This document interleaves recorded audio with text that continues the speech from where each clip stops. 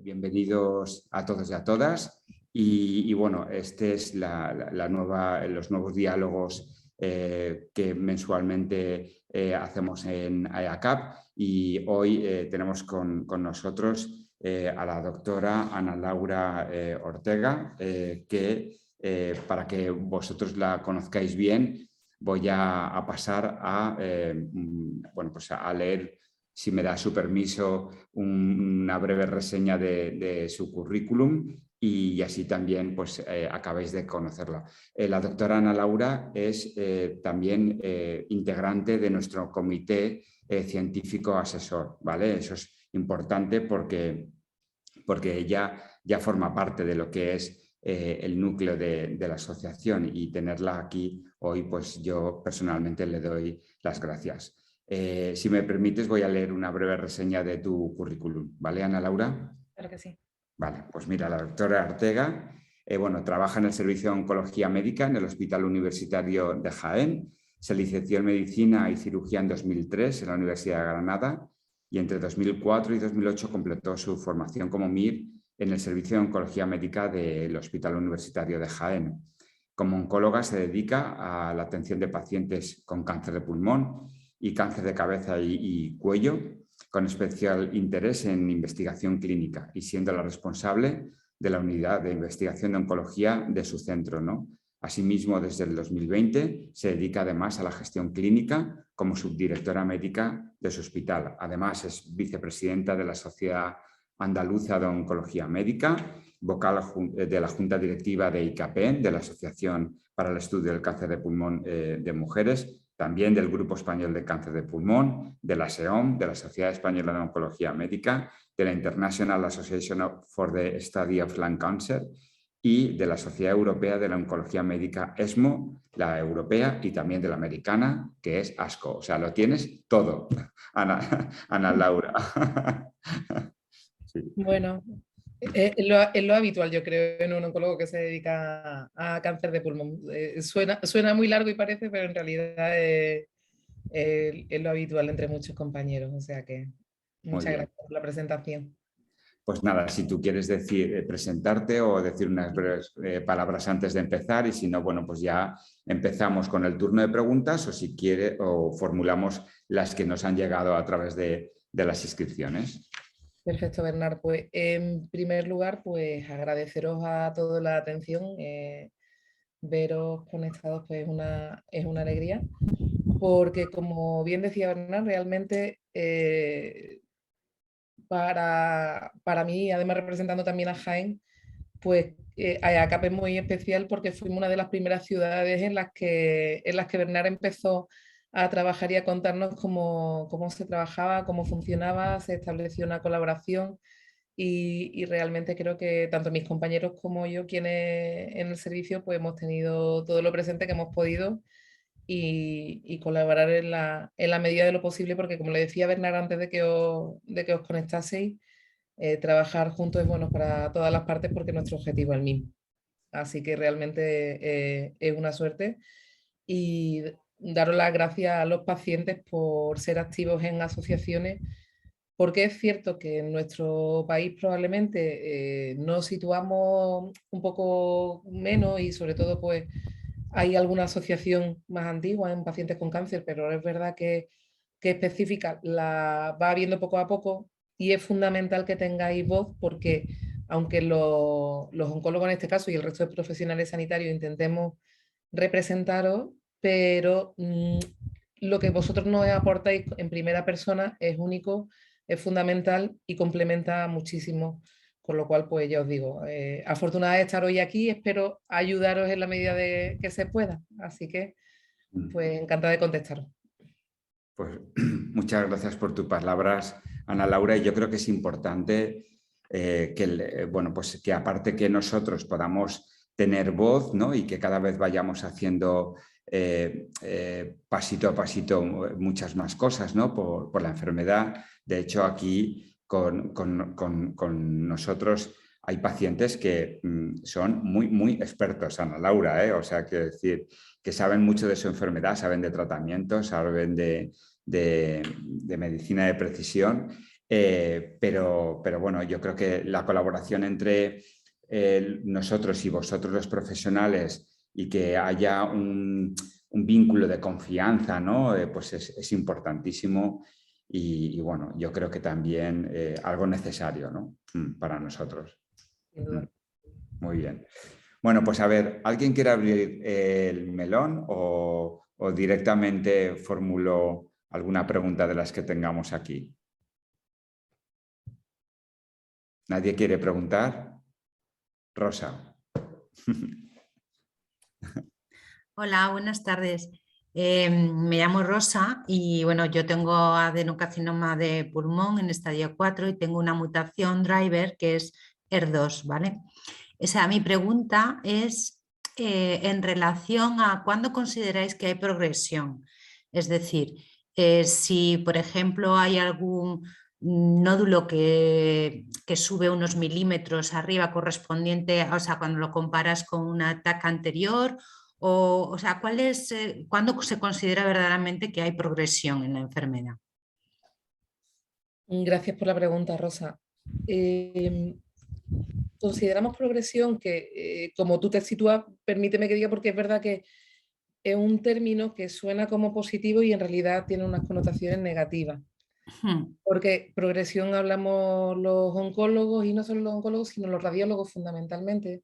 Es un término que viene de la valoración radiológica de las imágenes, que normalmente pues, en pacientes con cáncer de pulmón, como sabéis, se suele hacer con TAC, pero se puede hacer con resonancia, PET u otras técnicas. Y progresión es un aumento de la enfermedad.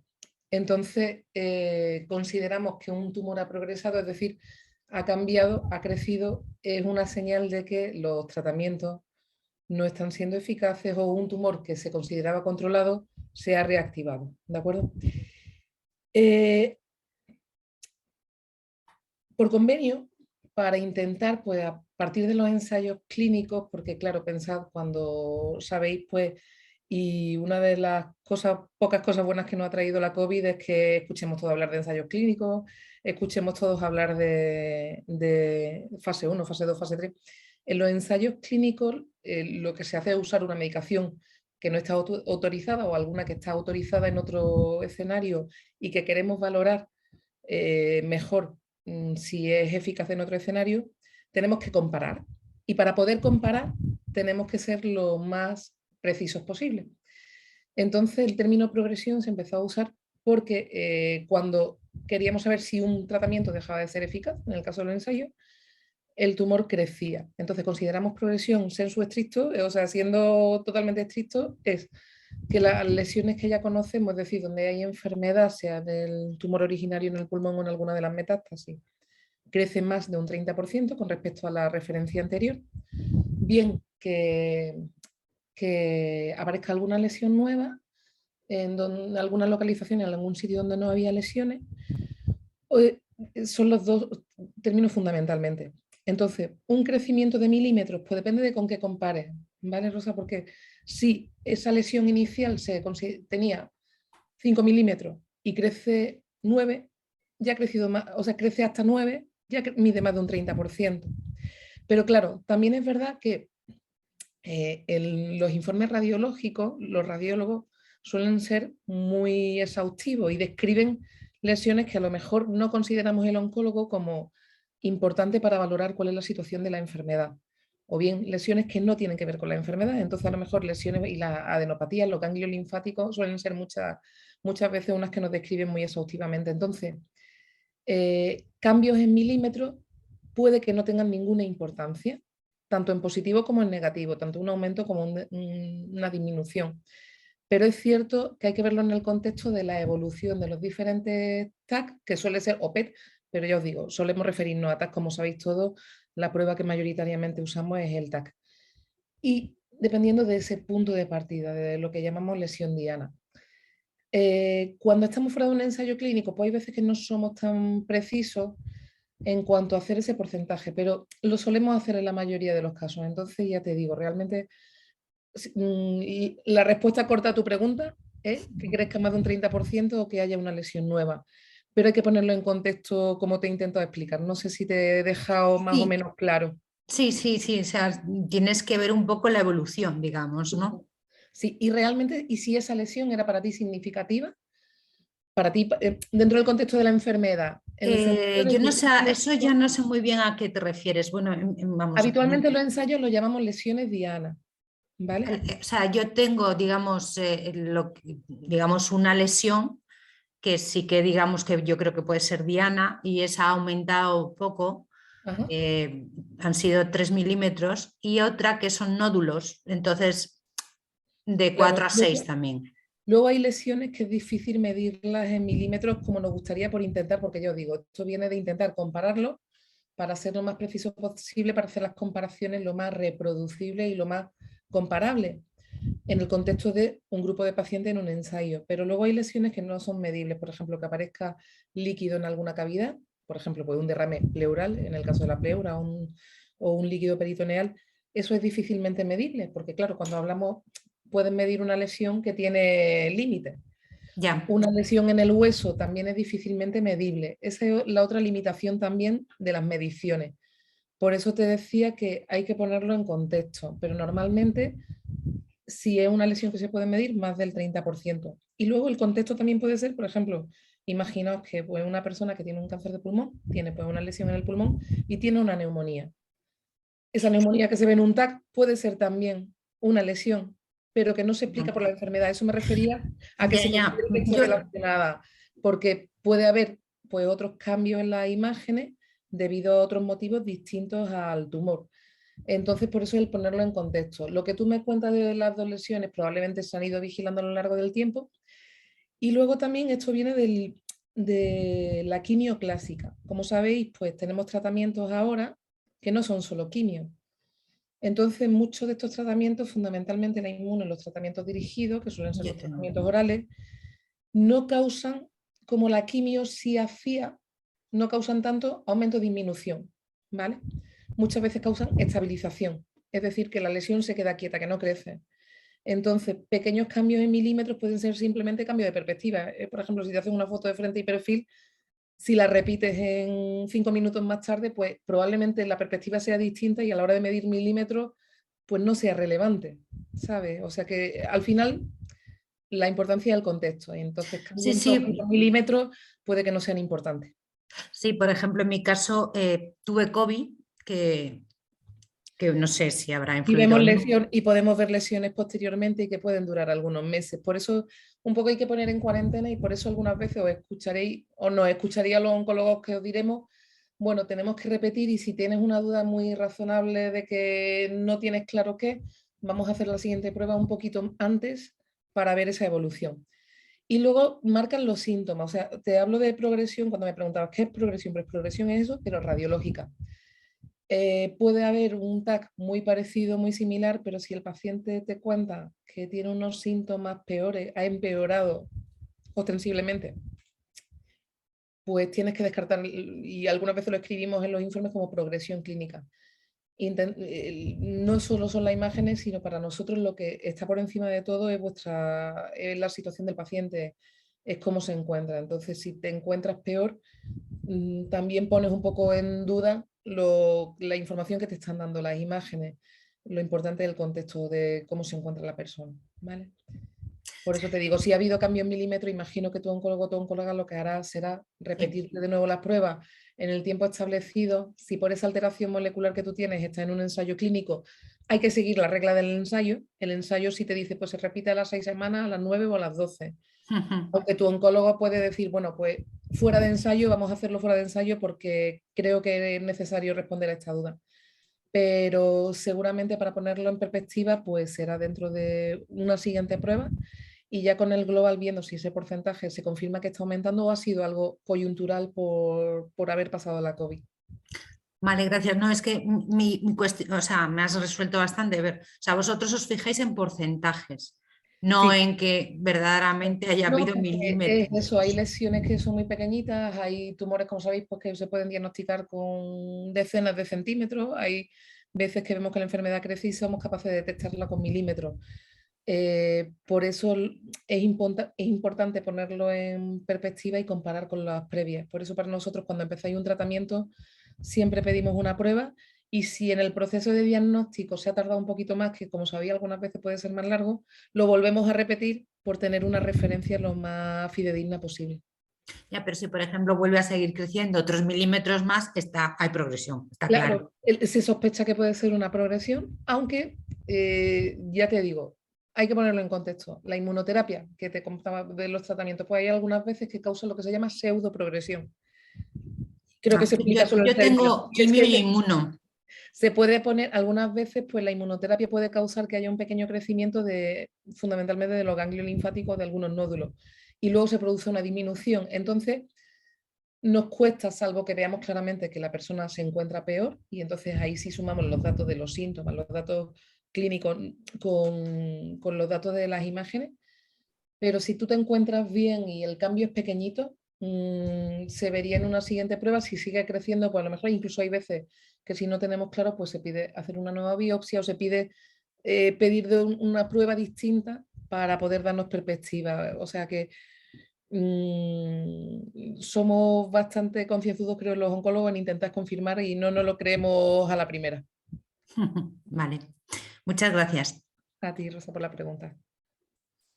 Bueno, la verdad es que buena respuesta y nada, has comentado el tema, ahora le daré paso a María Daniel, que también nos ha levantado la mano, pero sí que es cierto, Ana Laura, que nosotros los pacientes venimos también un poco reivindicando, ¿no?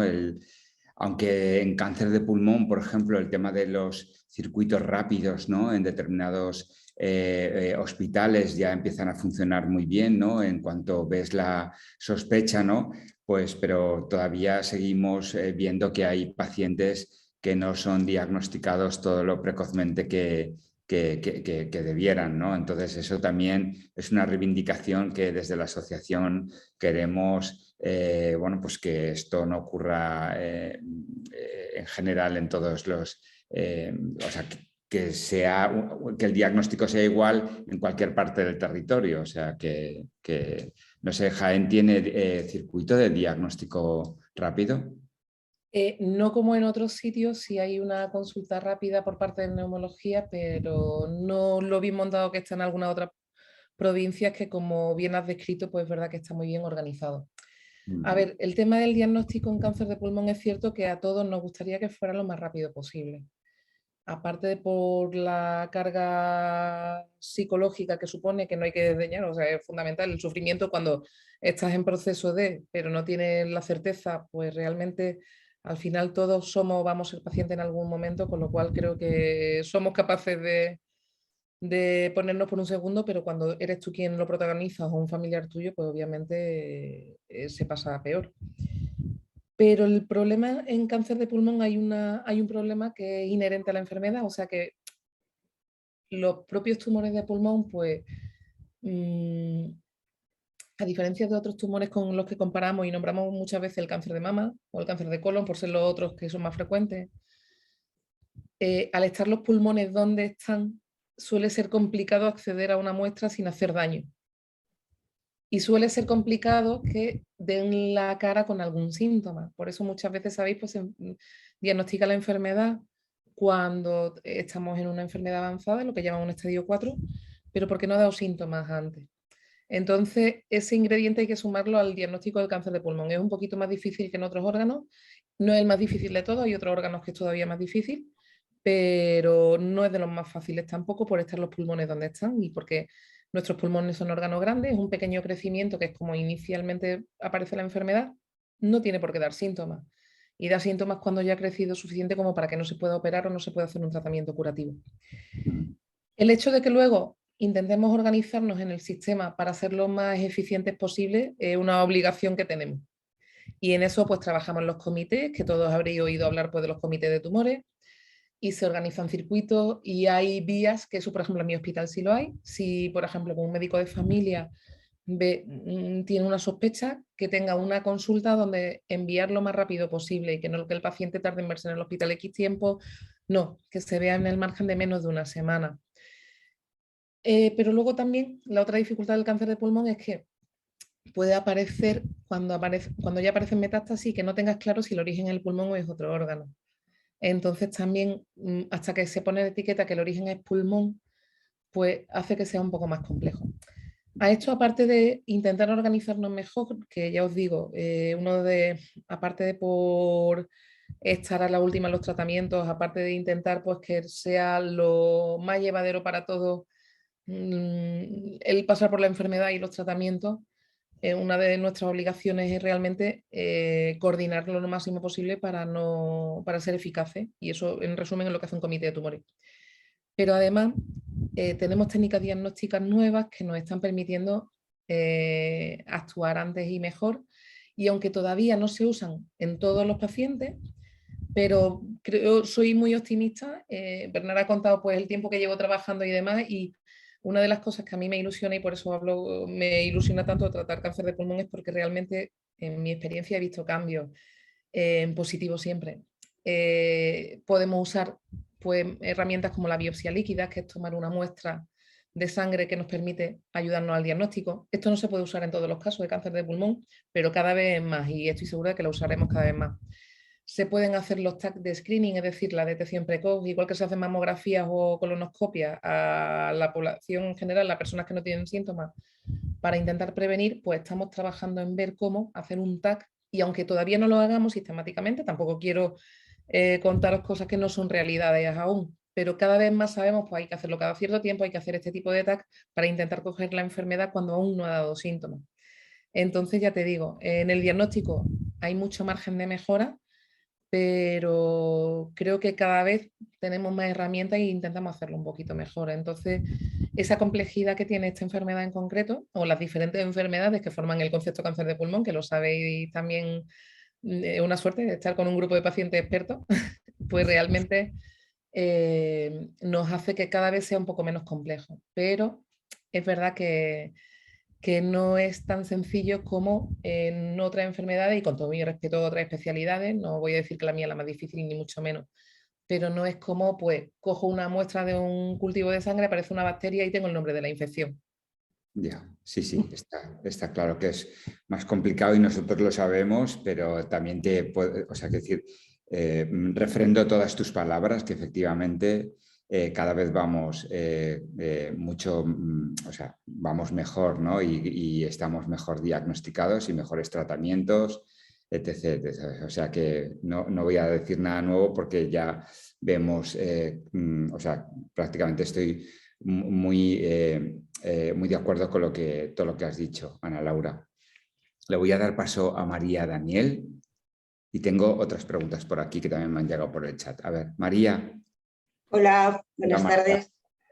Bueno, pues nada, yo soy María y como ya sabéis algunos, bueno, pues tengo también el estadio 4, tengo EGFR, exon 19 y estoy con Tarriso 40 miligramos.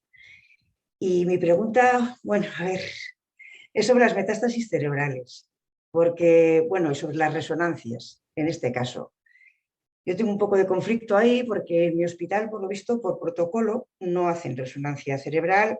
La gente que tenemos metástasis o que lo tenemos avanzado, no lo hacen por protocolo, no hacen metástasis cerebral. Y yo, por la información que tengo aquí en los diálogos que solemos hacer y por algunos compañeros, sí se hacen resonancias para ver si hay metástasis cerebral o si no la hay o si luego hay una progresión.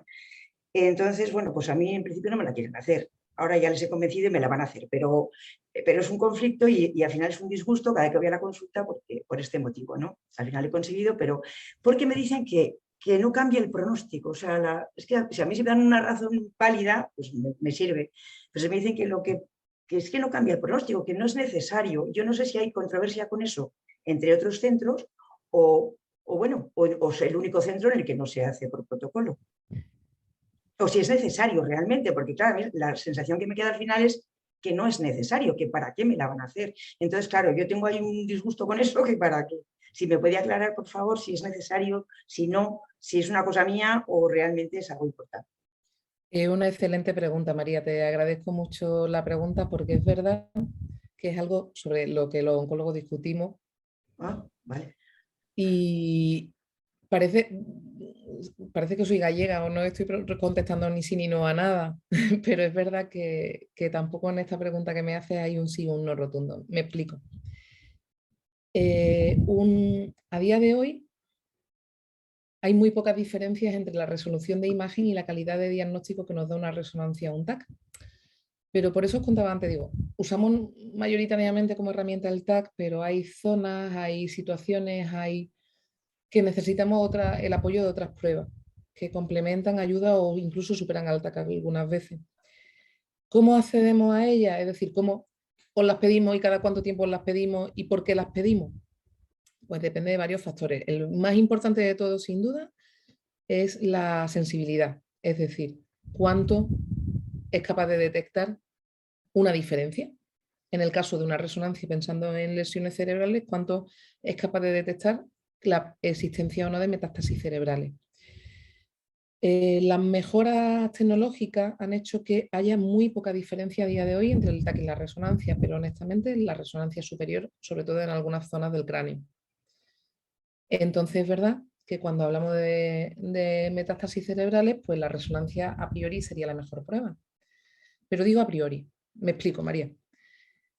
Puede que en tu centro pues, la resonancia que haya sea muy antigua y el hacerte una exploración y muy antigua en una resonancia puede tener menos de 10 años, o sea que realmente la tecnología cambia muy rápido.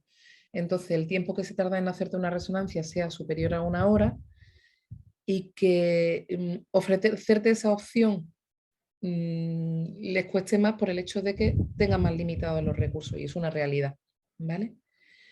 Hay veces que ese es uno de los motivos reales por los cuales pues, no os pedimos una prueba.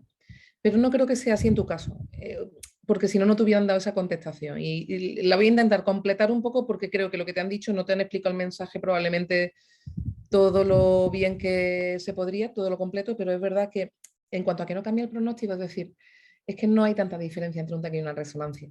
Entonces, realmente, la diferencia que se detecta entre un TAC y una resonancia, esa diferencia no es algo que sea clínicamente relevante. Es decir, si hay alguna lesión pequeñita, pequeñita, que no ha cambiado y que no ha cambiado en tus TAC sucesivos, probablemente está controlada con el osimertinib, con el Tagrisso.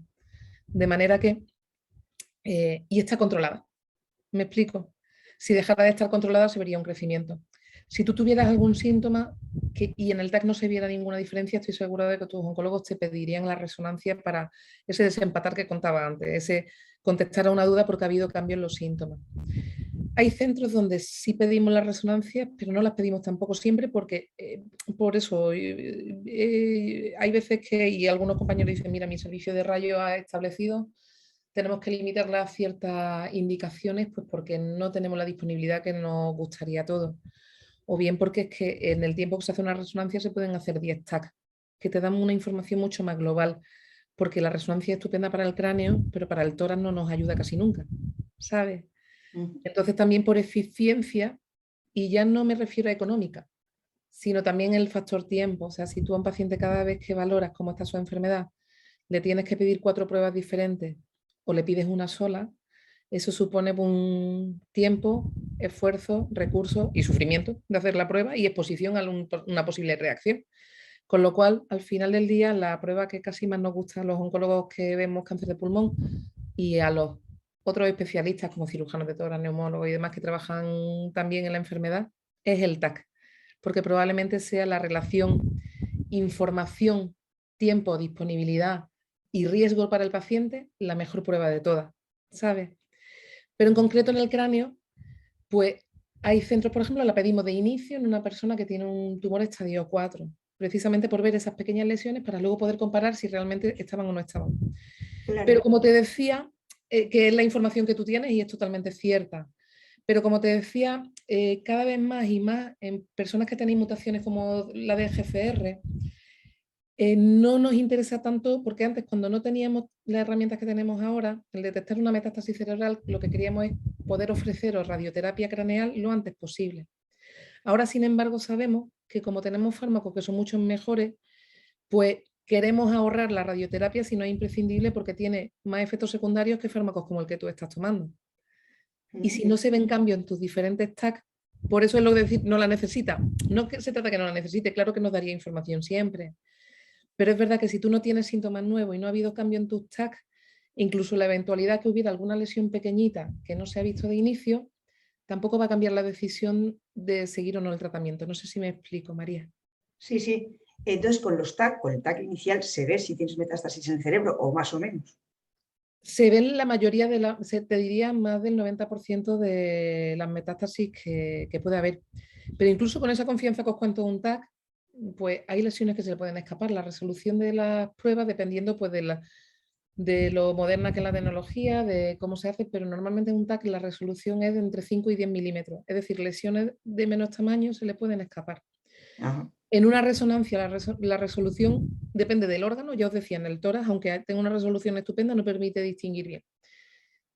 Puede ser entre 3 y 5 milímetros. En el PET, que también el PET muchas veces parece que el PET no soluciona y que es la prueba que desempata todo y que soluciona todo, pues tiene peor resolución que un TAC. Lo que pasa es que añades un contraste que te da alguna información adicional. Vale, Pero vale. ninguna prueba es totalmente informativa porque tiene un límite de resolución, son como lupa. Las pruebas de Vale. imagen son como lupa. Entonces, la tecnología tiene un límite y podemos magnificar tanto que veamos, pero siempre va a haber un límite y puede que haya enfermedad. Entonces, asegurarte al 200% no hay lesiones cerebrales, no te lo podemos asegurar con ninguna prueba al 200%, entiéndeme. Sí, sí. Pero sí que no hay ninguna lesión que te suponga una amenaza para ti, que cambie tu perspectiva, con los tags sucesivos probablemente se cubran la inmensa mayoría de esos cambios. Entonces, por eso te digo, María, Vale, nada, como te decía al principio, no te digo ni que sí ni que no. vale, vale, bueno, pero me queda bastante más claro. Lo único, si puedo preguntar otra cosita, es también con respecto a esto. Si no hay ningún tipo de progresión, en mi caso no han desaparecido todos los tumores, no tengo absolutamente nada, pero no sé si los tengo cerebrales. Por eso, si puede haber, o sea, puede haber progresión cerebral y no haberla en el resto del cuerpo, que no llegue el tagriso en cantidad suficiente al No cerebro tanto y porque puede no haber llegue. progresión cerebral y no en el resto. Sí, sí puede haberla, pero no por déficit del tagriso, que también la limitación de los tratamientos que usamos, sean pues orales, intravenosos o quimio-inmunoterapia, es que llega un momento que las células tumorales pues, pueden escapar y pueden volverse resistentes. Entonces, que dejen de hacer efecto por ese motivo y que sigan haciendo efecto en la mayoría de la enfermedad, pero que en una zona pues empiece a crecer. Entonces puede pasar que eso sea antes en el cerebro. Como habrás leído y como te habrán comentado, pues cuando hay una adenocarcinoma de pulmón con mutación de GFR, como la que tú tienes de SON19, pues a nivel cerebral es un sitio donde pueden crecer con cierta facilidad. Pero una de las ventajas del tagriso con respecto a tratamientos que teníamos antes, uno de los fármacos que llevamos menos tiempo usando, aunque llevamos ya unos cuantos años usándolo, es que sí sabemos que llega a nivel cerebral sin problema. Y es una de las ventajas. Y sabemos que hay evidencia de que incluso protege a nivel cerebral de que aparezcan lesiones comparados frente a otros fármacos activos también frente a la mutación de GFR. Pero no es infalible tampoco. Ya. Y entonces, pues por eso esas revisiones. Si no, pues lo que haríamos, bueno, pues tómate la pastilla durante 3 años y te veo en 3 años. No, te vigilamos cada cierto tiempo porque ojalá pudiéramos contestar a esa pregunta de una forma certera, pero no, tenemos que ir vigilando de vez en cuando porque puede aparecer a nivel cerebral o en algún otro órgano. Vale, muchas gracias, doctora. Nada, a ti por la pregunta. Muchas gracias, Ana Laura. A ver, tengo aquí a Raquel, que ha levantado la mano también para no estar aquí. Raquel. Sí, buenas tardes. Hola, buenas tardes, Raquel. Si te ¿Qué tal? presentas. Sí, yo me llamo Raquel, no soy la paciente, en este caso bueno, son mis padres porque los dos padecen cáncer, pero en este caso yo quería preguntar por mi padre, que es cáncer de pulmón precisamente, y quería un poco también contestar, o sea, mi pregunta va relacionada un poco con lo que hablaba la anterior compañera. Entonces yo quería preguntar porque en este caso mi padre tiene un estadio 4.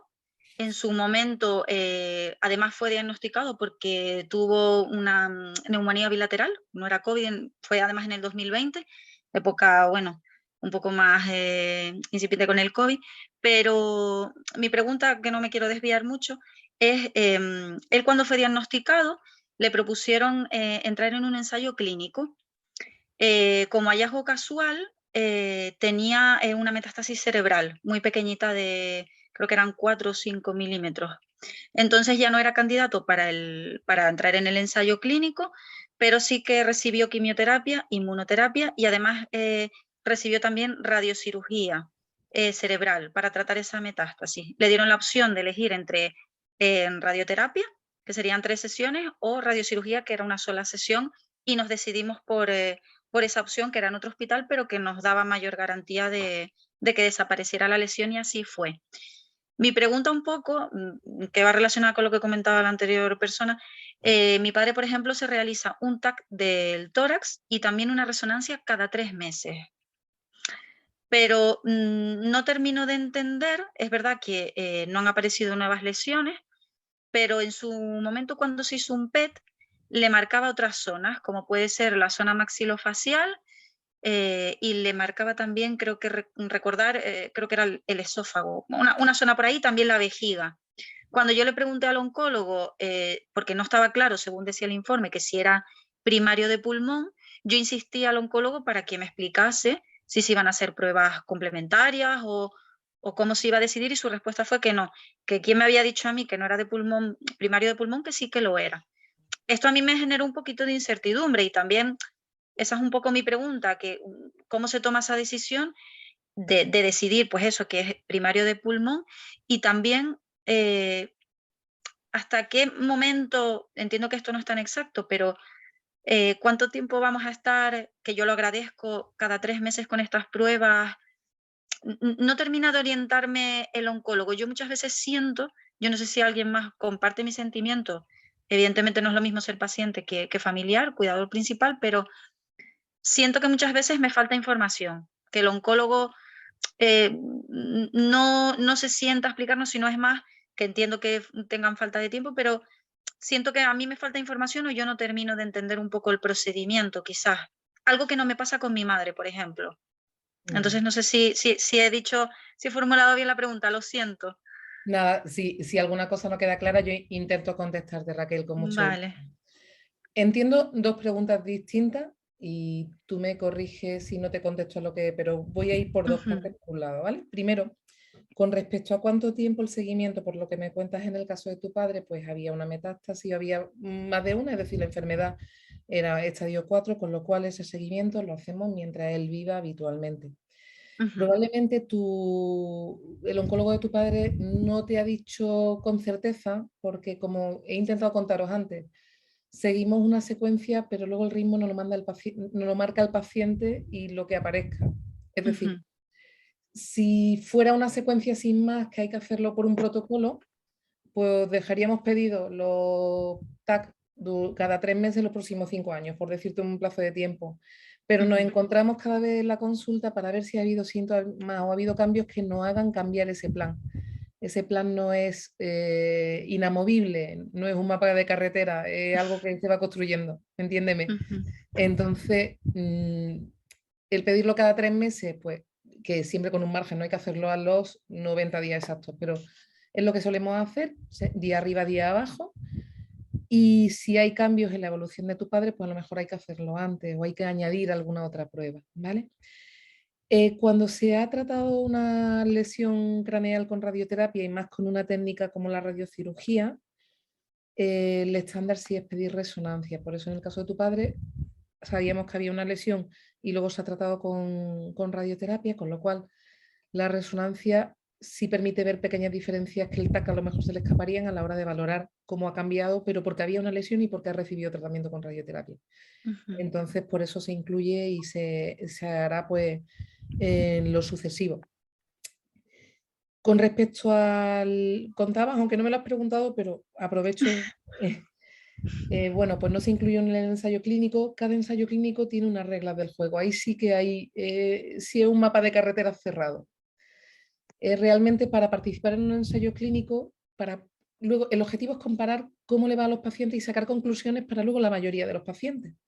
Entonces hay que ser muy estricto con las condiciones con las cuales pues entra el paciente. Entonces son más exigentes en cuanto al seguimiento y son más exigentes en cuanto a se puede o no se puede entrar en el ensayo. Pero no porque el tratamiento sea mejor o peor, que en teoría debe de ser un tratamiento que sea una buena opción para el paciente, sino porque de ese ensayo no solo se está tratando a ese paciente, sino que el paciente que participa, su generosidad luego va a beneficiar a otros pacientes más adelante. Entonces, el sacar Sí, conclusiones tienen que ser lo más precisas posible. Y si en el ensayo clínico que os ofrecieron había que descartar que hubiera una metástasis cerebral porque no se incluyen a pacientes con metástasis cerebrales, pues por eso probablemente él no participó. Lo que me cuentas de tipo de tratamiento que has recibido probablemente es la mejor opción posible que tenemos ahora mismo como tratamiento inicial. Y la otra pregunta que has hecho con respecto a ¿cómo sabemos que un tumor es primario de pulmón? Puede ser muy fácil o puede ser muy difícil. Me explico.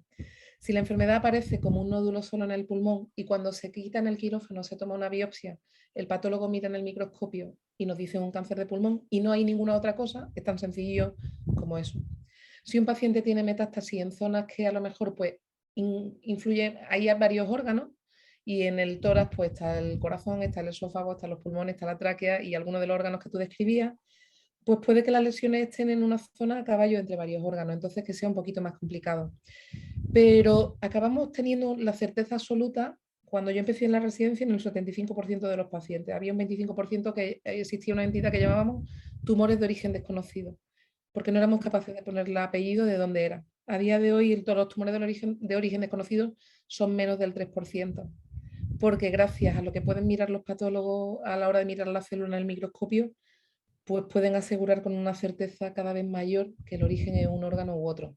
Con lo cual, por eso el oncólogo probablemente te lo dijo así de tajante al final, porque lo que más pesa para nosotros es el informe del patólogo.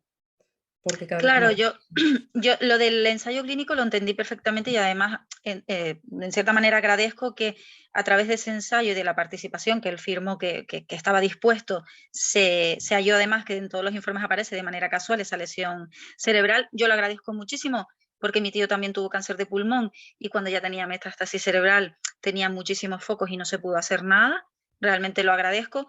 Pero claro, también a veces siento que mis experiencias previas no me ayudan en el sentido de mis padres ambos tienen cáncer, mis tíos tuvieron cáncer, mis abuelos tuvieron cáncer.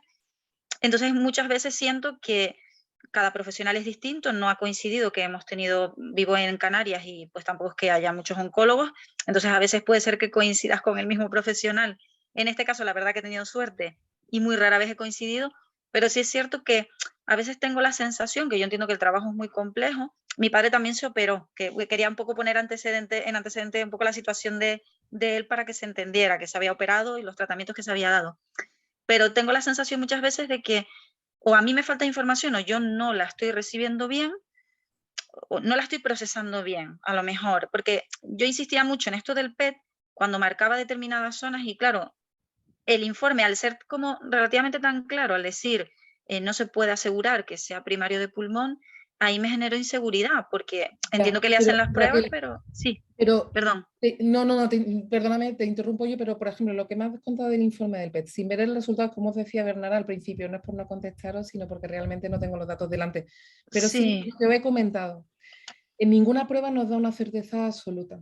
Entonces, en el PET pues pueden aparecer captaciones, es decir, zonas que se marcan con el contraste, es lo que llamamos zona de hipermetabolismo, porque el contraste del PET marca zonas con más metabolismo, porque las células tumorales pues, suelen tener más metabolismo, pero no solo las células tumorales, pues hay zonas, por ejemplo, pues el tubo digestivo tiene un poco más de metabolismo, tener un flemón puede causar esa afectación submaxilar que contabas. Quiero decirte que realmente hay que poner un poco en cuarentena y por eso pedimos varias pruebas y no solo pedimos una sola, porque muchas veces es necesario valorarlo desde diferentes puntos de vista.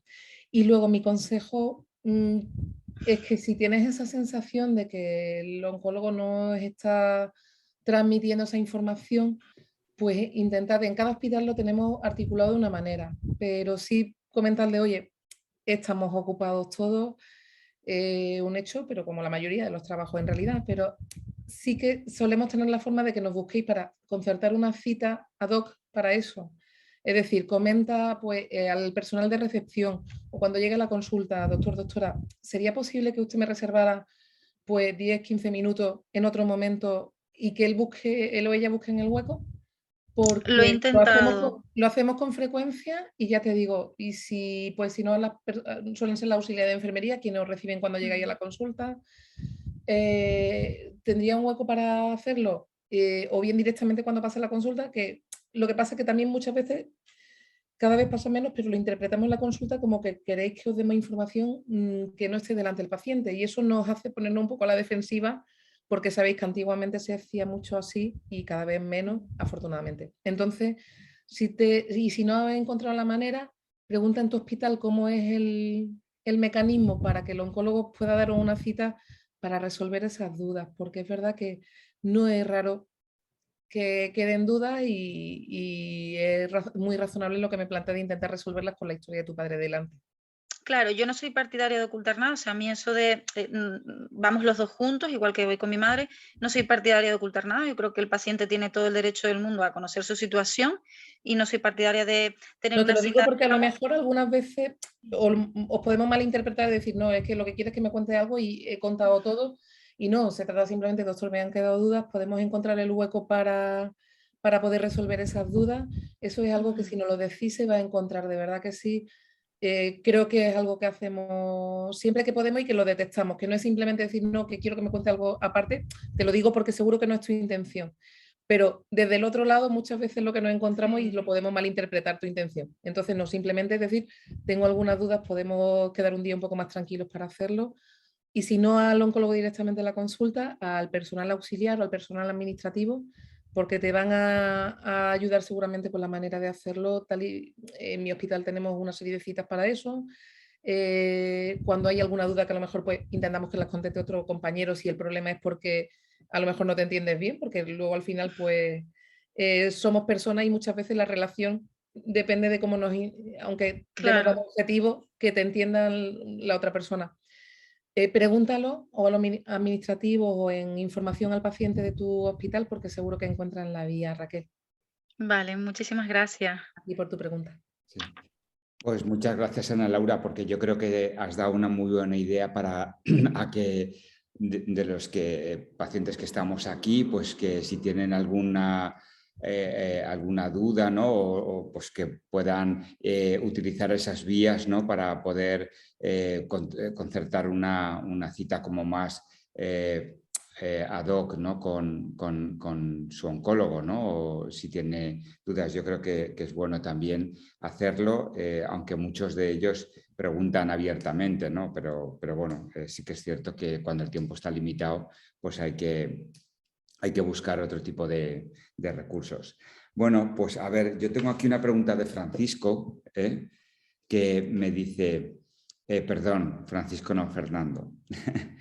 Dice, bueno, soy Fernando, sacerdote de Jaén. Doña Laura es mi oncóloga titular, pero no la conozco personalmente. Lo que decíamos antes al principio de empezar el diálogo. Dice que mañana tiene la 4ª sesión de quimio e inmuno y le han dicho que es la última. Pues solo le darán inmunoterapia. No soy operable y me van a cronificar el tumor. ¿Qué significa realmente cronificar?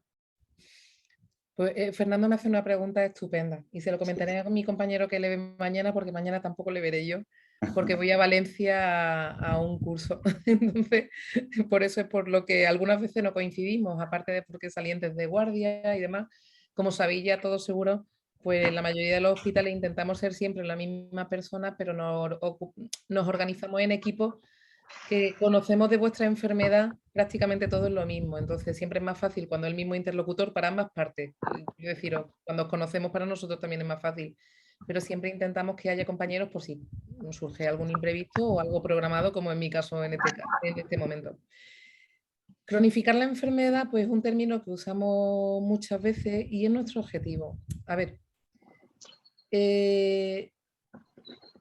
los cánceres de pulmón pues se diagnostican muchas veces cuando están en una situación que no se pueden curar. Y cuando aparecen metástasis, pues hablamos de una enfermedad que no se puede eliminar. Pero sí os digo que no solo en oncología, sino en general en medicina, pues hablar de curación en el concepto de esta no está, de sí, no, es cada vez más complejo. Es cada vez más complejo y cada vez cuanto más avanzamos en el conocimiento de las enfermedades, sabemos que las enfermedades, la mayoría de las enfermedades son crónicas, porque acaban dejando, o bien hay que vigilarlas durante mucho tiempo, o bien pueden dejar una secuela o una consecuencia que afecte a la persona durante mucho tiempo. Entonces, eso ocurre con la mayoría de las enfermedades en general, pero cuando hablamos de tumores, Pues en el caso del cáncer de pulmón, no consideramos que se pueda eliminar por completo cuando aparece metástasis. Luego hay veces que los tratamientos pueden hacer que desaparezcan por completo, pero siempre vigilamos el riesgo de que pueda volver. Entonces, en el caso de él, sé que son 4 ciclos de quimio y de inmunoterapia, y luego habitualmente, si cuando hagamos las pruebas vemos que han hecho efecto, que el tratamiento ha hecho que la enfermedad se controle y que no aumente, continuamos con un tratamiento un poco más simple durante un tiempo, que es lo que llamamos tratamiento de mantenimiento. Muchas veces decimos al principio, pues vamos a poner 4 ciclos, luego vamos a seguir tanto, pero hay veces que no somos capaces tampoco de decir un número, como os contaba antes con los TAC.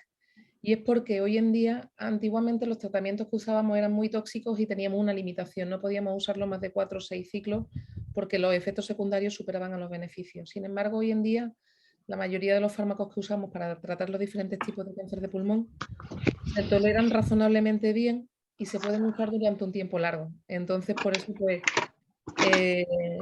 vamos hablando de, vamos a llegar hasta tal ciclo y pedimos pruebas y vemos, ¿vale?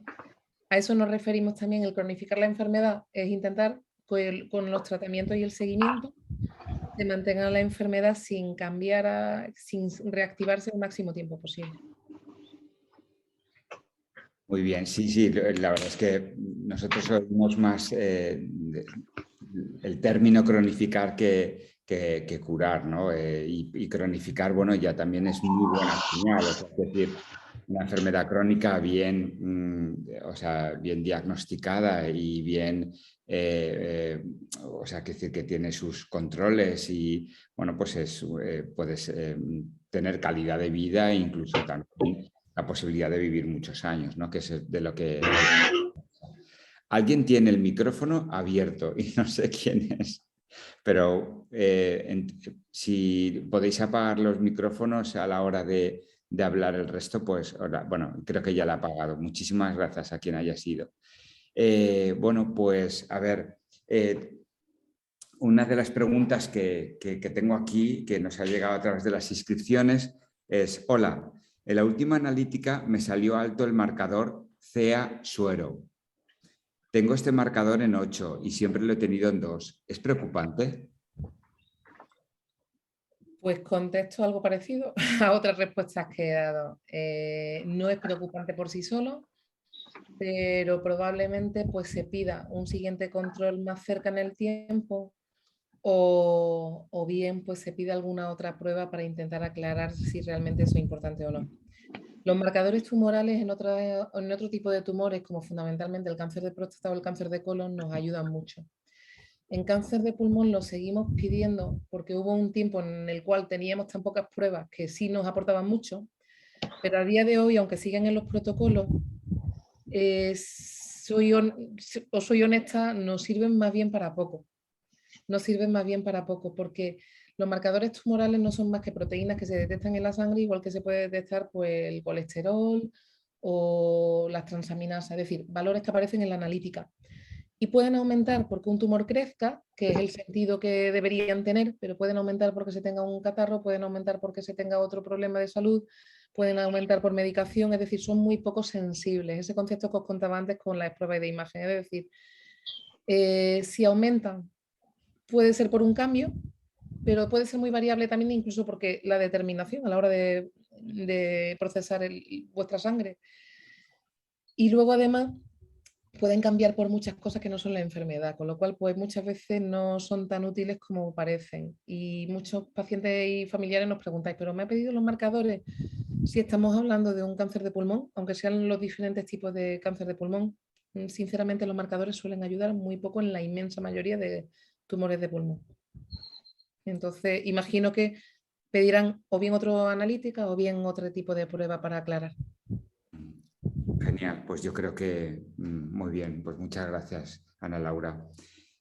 A ver, ha levantado la mano Edwin. Edwin. Hola, hola. Hola, buenas tardes, ¿qué tal? Buenas tardes. Bueno, pregunta. Quería una pregunta a la doctora. Yo estoy con el problema de la bilis elevada. Bueno, en realidad desde que empezó el tratamiento con alectinib, yo tengo ALK. mi bilirrubina está con 2.4 casi constante. Entonces ya me han hecho una disminución de dosis de 1200 a 900 y ahora, bueno, ha mejorado un poquito la bilis, pero se ha estacionado en 2.1, o sea, esos últimos meses. Entonces, bueno, la doctora me está queriendo bajar a un poco menos todavía, o sea, solamente a 600 la dosis, y solo ese valor está mal, digamos, ¿no? Los demás valores están bien. No sé si es razonable. A mí me da un poco de miedo porque, claro, si ya me quitan la alectinib, digamos, las otras medicinas ya no están a mi alcance, digamos, ¿no?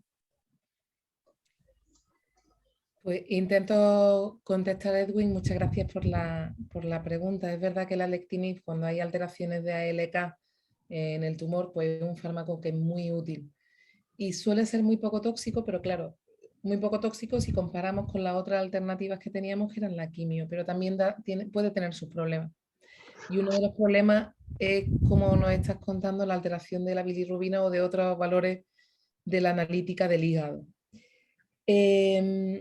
La preocupación de tu doctora, entiendo, al ver que solamente ese valor, es que ese aumento de la bilirrubina pueda suponerte un problema a ti a largo plazo, o sea, que se controle tu enfermedad, pero que te pueda hacer daño a largo plazo.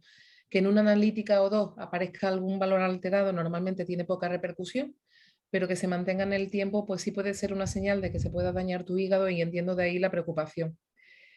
Y lo que hacemos ahí habitualmente es lo que ha hecho tu doctora, que es bajar la dosis, porque sabemos que hay un margen. Cuando hablamos de bajar la dosis suele ser algo que preocupa mucho, porque preocupa que se pueda perder eficacia, pero sabemos que por eso también, pues son datos que obtenemos de los ensayos clínicos, que los fármacos que usamos hay un margen para usarlos en el cual, aunque pueda subir o bajar un poquito, sigue siendo eficaz para controlar la enfermedad.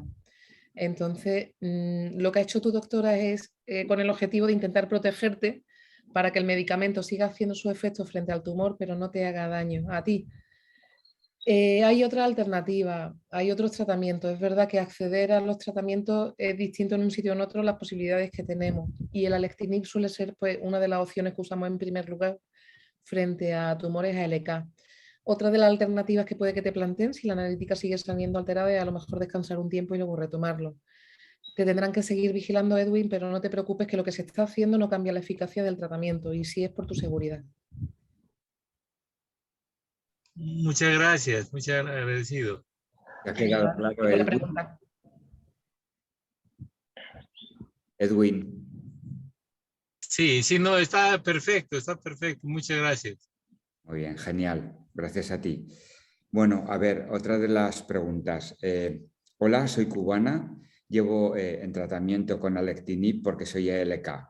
Mi pregunta es, estoy tomando el medicamento alectinib desde octubre del 2021 y en los primeros días del mes de febrero del 2022 comencé con parálisis facial periférica. O sea, más o menos hace 3 meses que le ocurrió esto. Dentro de las reacciones adversas del alectinib, ¿puede estar esta parálisis facial periférica? Pues de nuevo no doy una respuesta tajante. No puedo deciros que no, pero en mi conocimiento es muy raro. De hecho, yo no he visto a ningún paciente ni creo que esté descrito como uno de los efectos frecuentes, con lo cual lo más probable es que no tenga que ver con el alectinib, pero es verdad que como los fármacos que usamos en los oncólogos, pues tienen, igual que cualquier otro fármaco, ningún fármaco es tan selectivo como para actuar solo sobre una zona del cuerpo, siempre hay algún efecto colateral. Y esos son los efectos secundarios al final del día. Entonces, que aparezca un efecto mientras una persona toma un medicamento, no solo en oncología, sino cualquier fármaco que prescribamos un médico, pues no lo podemos descartar con certeza hasta no ver la evolución. Pero de los que sabemos que frecuentes por el alectinib no está la parálisis facial. Normalmente los efectos secundarios aparecen al principio de iniciar el tratamiento y pasó un tiempo hasta que apareció ese efecto. Pero si el efecto persiste, algunas veces lo que hacemos es, como decía Edwin, con la alteración de la analítica. Si el efecto es algo muy molesto o que puede ser peligroso, hay veces que paramos una semana para ver qué ocurre, si no tenemos la certeza absoluta si hay relación o no. Creo que lo más probable es que no haya relación, pero habrá que ver cómo evoluciona y para poder contestar con total certeza lo que ella nos pregunta. Claro, porque si no, bueno, Y puede ser luego también valoramos riesgo-beneficio. Por ejemplo, la parálisis facial puede ser algo muy molesto, pero que puede que nos le dé secuela a largo plazo. Entonces, pues a lo mejor si se concluye al final, pues sí tiene que ver, pues a lo mejor se valora el continuar con la medicación. O bien que sea por otro motivo. No podemos olvidarnos, es cierto que cuando un paciente está en tratamiento, pensamos tanto el paciente como el oncólogo, eso lo pensamos las dos partes, os lo aseguro, que todo lo que pasa tiene que ver o con la enfermedad o con los medicamentos. Y no, y puede pasar porque puede haber otros problemas de salud distintos. No se nos puede olvidar. Entonces, es verdad que es el otro motivo que habría que valorar.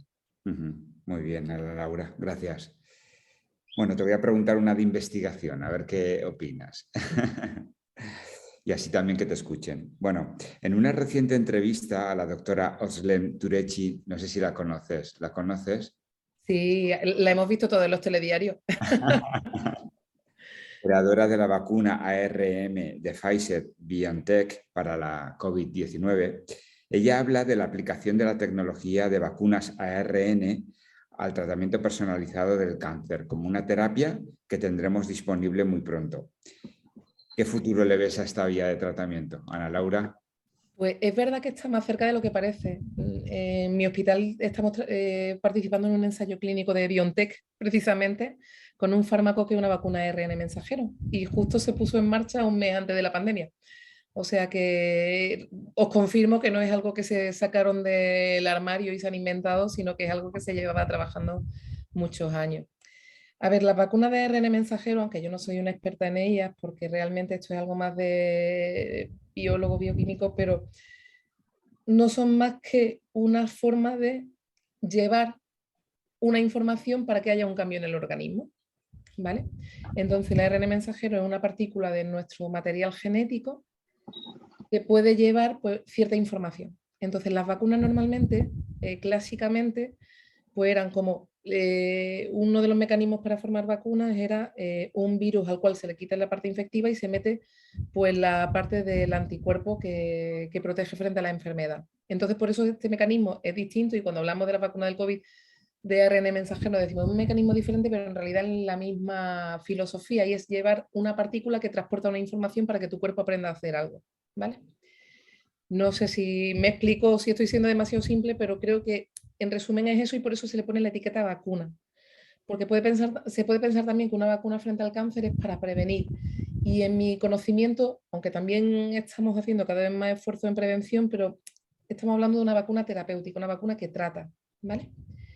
No el concepto de evitar que la enfermedad aparezca. Entonces, este tipo de fármacos lo que hacen es que no coge un envoltorio y metes esa partícula, que es como eran las vacunas antiguamente, sino que esa información la codificas, es decir, como que grabas un CD y esa vacuna es el CD que llevas para que tu organismo meta ese CD en el ordenador y lo ejecute. No sé si me explico. Entonces, se está investigando en diferentes áreas de medicina para que esa información que va en ARN mensajero, en forma de material genético, pueda servir para hacer frente a diferentes enfermedades. Y como el cáncer, como sabéis, como la mayoría de enfermedades, pues aparece por una serie de alteraciones genéticas, pues el llevar un material genético que permite, digamos, corregir esos cambios, pues es un mecanismo que tiene todo el sentido. Estamos teniendo algún resultado positivo, yo os digo, se está usando en pacientes, o sea que no es algo tan raro, pero todavía es pronto para poder sacar conclusiones y para poder saber si a corto plazo se va a poder usar en general en los pacientes. Porque cuando participamos en un ensayo clínico, normalmente se tarda muchos meses o varios años en poder sacar una conclusión. Y por eso muchas veces una de las cosas que os decimos, aparte de la generosidad para sacar conclusiones y obtener información que va a ayudar a otros pacientes que vengan posteriormente, es la forma de ofrecer un mecanismo innovador antes de que realmente se pueda usar de una forma sistemática. ¿Vale? Sí, Entonces, sí. es Y importante. parece que se puede usar pronto y estamos trabajando en ellos, pues muchos oncólogos en el mundo occidental, no es algo tan raro. Por eso también es importante, ¿no?, nuestra aportación como pacientes, ¿no?, a la investigación. Creo que esa parte también es buena, ¿no?, que podamos bueno, participar en ensayos clínicos con todos vosotros, porque yo creo que eso hará, pues eso, que cada vez obtengamos mejores resultados. Es una doble oportunidad, porque aparte, ya os digo, de esa generosidad que entiendo que a todo el mundo, pero realmente es una forma de acercar un tratamiento.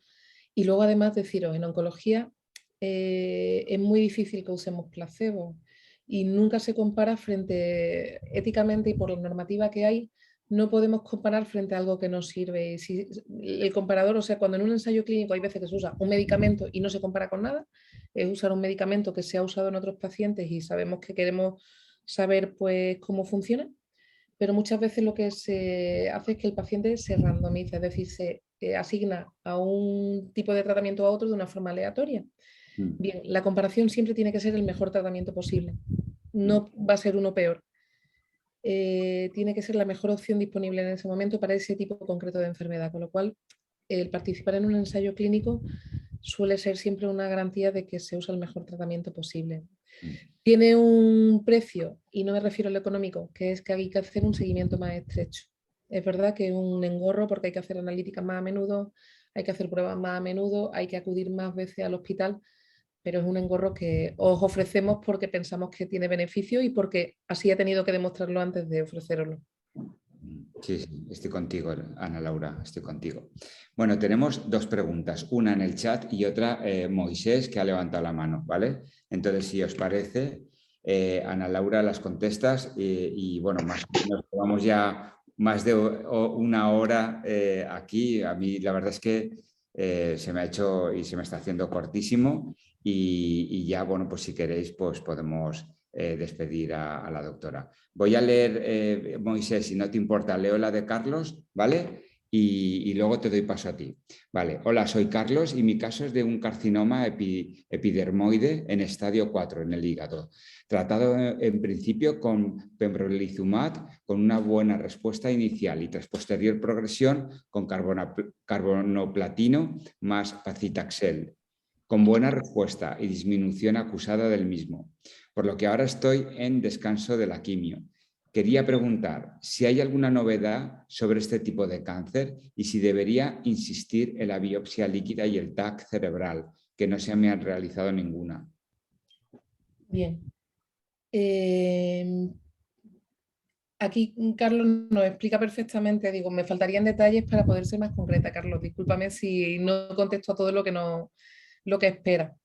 Pero en principio, por ejemplo, nos cuentas, como os decía antes, lo del carboplatino y paclitaxel. Son dos fármacos que llevamos usando un tiempo y que aquí normalmente pues no ponemos ilimitadamente, sino llega un momento que paramos el tratamiento porque los dos son quimioterapias, son una combinación, dos quimioterapias que combinamos y que son muy eficaces para las células tumorales, pero que si se mantienen en el tiempo pueden hacer daño. Entonces normalmente por eso se para y se hace descanso. El parar en este caso no es porque no funcionen, sino por, como él nos dice, por todo lo contrario.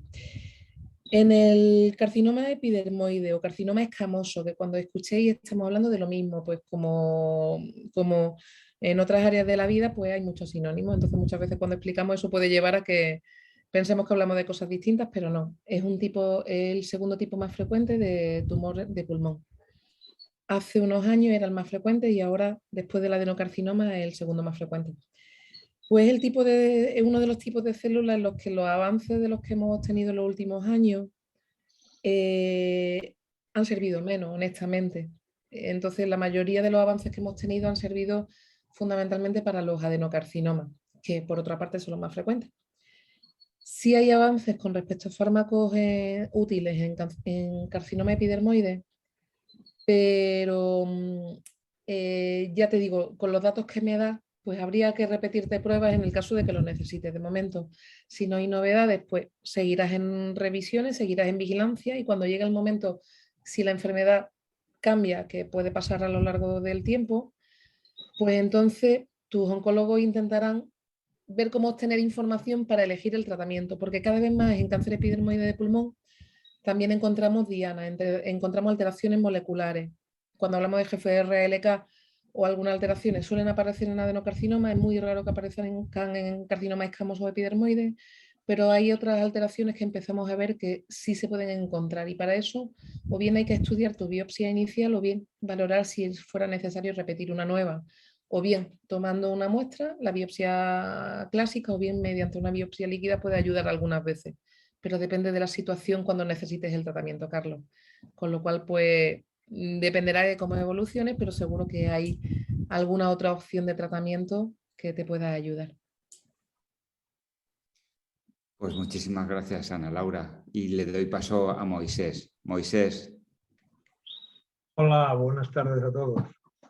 Soy ALK positivo y he estado con tratamiento desde hace 4 años. He estado 3 años y medio con Crizotinib. Debido al aumento del tumor he pasado a tomar Alectinib. Llevo 4 meses y justo lo mismo que ha dicho Edwin, pues la bilirrubina se ha puesto, hoy mismo me ha dicho el oncólogo, a 2,8. Se ha rebajado la dosis a 900 y mi pregunta era que si conocía la doctora alguna medida para contrarrestar la subida de la bilirrubina, bien alimentaria, bien de otro tipo, visto que es una causa frecuente en todos los que tomamos Alectinib. Gracias por la pregunta, Moisés. Gracias a ti por la pregunta. Es frecuente, pero es rara. Te explico, la mayoría de los pacientes que toman Alectinib no sufren ese efecto, pero dentro de los que, cuando hay alteraciones en la analítica, es una de las más frecuentes. Ocurre en un 20% de los pacientes aproximadamente. Como un poco le comentaba antes a Edwin, dependerá de cómo evoluciona, si al bajar la dosis disminuye la bilirrubina y lo que ocurre en las próximas semanas. Pero ten confianza en que la dosis de tratamiento que te han puesto ahora, 900, sigue siendo igual de eficaz que la que tenías antes. Con respecto a lo que me preguntabas en concreto, de si hay alguna manera para ayudar a tu hígado a que trabaje de otra forma y que disminuya la bilirrubina, no la hay así de sencilla, en cuanto a que pues, tu oncólogo o tu oncóloga ha intentado primero descartar que sea el origen el Alectinib, que con lo que me estás contando yo es lo primero que sospecharía también. Y luego con respecto a medicación, alimentación o actividad, que haya una causa-efecto exacta, no la hay. No la hay. Pero sí te digo, el mantenerte activo en cuanto a hacer ejercicio físico en la medida de tus posibilidades, con la frecuencia que puedas, el comer, llevar una dieta sana, te va a ayudar a encontrarte mejor y probablemente va a ayudar a que no empeore. Cuando hablamos de dieta sana, que me alegro que me hayas hecho la pregunta sobre alimentación, porque es verdad que hay un campo en el cual hay muchísimos mitos en relación con el cáncer, la alimentación, los tratamientos. Pues dieta sana me refiero a la dieta mediterránea de verdad. Y sabéis todos por qué digo el de verdad, porque muchos decimos que hacemos dieta mediterránea y luego al final pues no es la dieta mediterránea que hacían nuestros abuelos, de tomar más legumbres, verduras y vegetales y menos proteínas de origen animal, aunque no quitarlas del todo. Pero eso, pero ayuda, pero no supone, porque de hecho si hubiera una influencia exacta de la dieta en cuanto a cómo actúa el tratamiento o cómo cambia la enfermedad, pues os daríamos en las consultas de oncología algunas indicaciones un poco más precisas de las que yo acabo de daros. Entonces, el mantenerte activo y cuidarte va a ayudar a que tu hígado trabaje mejor, entonces te va a ayudar a ti y va a ayudar a que la analítica no empeore por otros motivos, pero no hay nada, y tampoco en cuanto a otra medicación que haga que disminuya, porque normalmente lo que ocurre, el mecanismo por el cual sube la bilirrubina por algunos tratamientos, como en concreto el Alectinib, es porque el hígado al metabolizarlo, es decir, al filtrarlo, pues digamos se sobrecarga un poco. Y hay veces pues, que incluso es necesario dejar descanso, pero seguirá tu tratamiento, verás como si, Moisés. Gracias por la respuesta. Gracias a ti. Bueno, pues nada, muchas gracias, Ana Laura. Mira, ya para despedirnos, te voy a hacer la última pregunta que ha llegado al chat, ¿vale? Y así nos dejamos todo hecho y nada, y luego ya pues damos unas palabras de despedida y nos vamos. Es una paciente que pregunta que en cuanto a las líneas de tratamiento del microcítico, después de ser tratado con carboplatino y etoposido, y en primera revisión ya hay metástasis múltiples. ¿Qué le podrías decir a esta paciente? Es microcítico. El carcinoma microcítico es el tercer tipo más frecuente. Y cuando hablaba del escamoso, del epidermoide, decía, tenemos algunas menos opciones en microcítico, en el que teníamos hasta hace poco muy poquitas opciones, y una de ellas eran fundamentalmente el carboplatino y el etoposido, los dos fármacos que ha recibido. Es un tipo de células tumorales que responden muy rápido a la quimioterapia, pero se vuelven resistentes muy rápido. Entonces, normalmente lo que usamos es quimioterapia, pero es verdad que una de las contrapartidas que vemos es que ocurre lo que le ha pasado, y es que llega un momento que, aunque haya muy buena respuesta al principio, se encuentra un cambio en corto espacio de tiempo.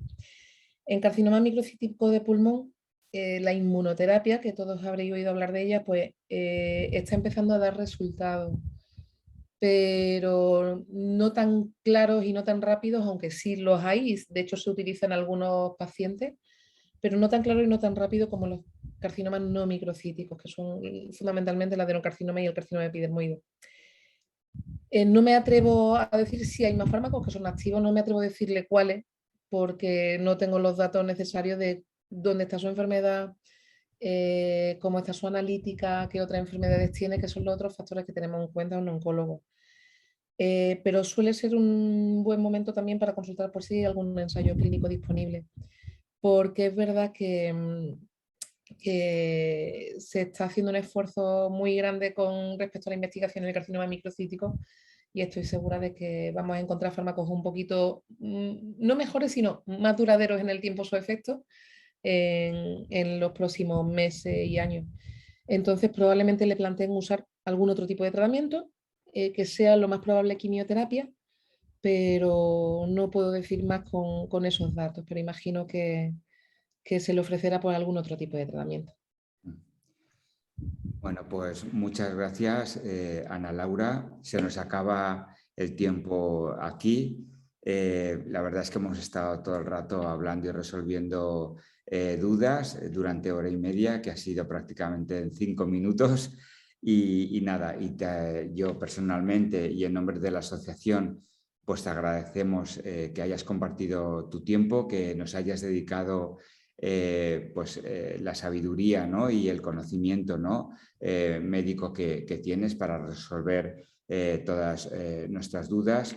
Y bueno, también quería agradecer a todos los pacientes y a las pacientes que se han conectado a este diálogo contigo, pues darles las gracias de nuevo, porque la verdad es que todos los meses hacemos diálogos y siempre están ahí, ¿no?, y siempre estamos con ganas de saber muchos más.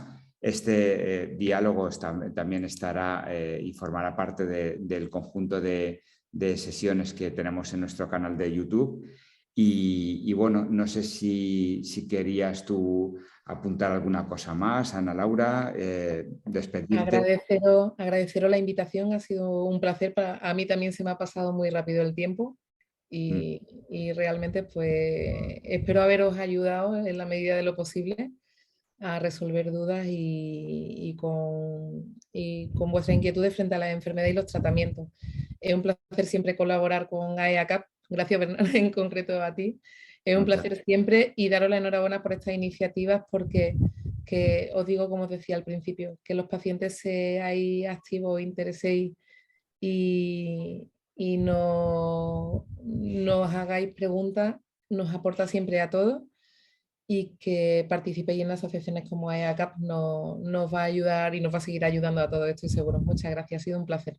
Pues muchísimas gracias. Y a todos os recuerdo que después de esto tenéis que contestar la encuesta, a ver qué os ha parecido el diálogo. Eso es también muy importante. Ana Laura, muchísimas gracias por todo, y nos vemos el día 14, ¿vale?, de junio, y gracias a todos. Ha sido un placer estar con vosotros de nuevo, ¿vale? Chao, hasta luego. Gracias.